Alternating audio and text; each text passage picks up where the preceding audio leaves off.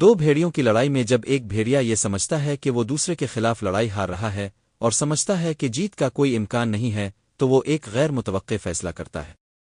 وہ خود کو پرامن طریقے سے اپنے حریف کو اس طرح پیش کرتا ہے جیسے کہہ رہا ہو، میں ہار گیا ہوں، چلو اسے ختم کرتے ہیں۔ لیکن اسی لمحے کچھ حیران کن ہوتا ہے، اور ایسا شاید ہی کسی اور جاندار مخلوق میں ہوتا ہو۔ فاتح بھیڑیا آخری ضرب لگانے کے بجائے وہی رک جاتا ہے، ایک اندرونی قوت اسے روکتی ہے، ایک خاموش فطری قانون اس کے ڈی این اے میں شاید اس سے آگے کوئی چیز سرات کر رہی ہے کہ اس کے حریف کی بقا اس کو ختم کرنے کے اطمینان سے زیادہ اہم ہے۔ کتنا شاندار قدرتی طریقہ کار ہے! ہتھیار ڈالنے والے میں کوئی بزدلی نہیں، رکنے والے میں کوئی تفاخر نہیں ہے، صرف ایک کامل توازن، کوئی فاتح ہارنے والا نہیں ہے، دونوں بھیڑیے چلے جاتے ہیں اور زندگی کا چکر جاری رہتا ہے۔ اسے ہم کہتے ہیں عاجزی، جو اللہ تعالیٰ کو بہت پسند ہے۔ ہم انسان بھی اپنی زندگی میں عاجزی کو شامل کر لے تو زندگی کتنی آسان ہو جائے اور یہ دنیا جنت کا گمان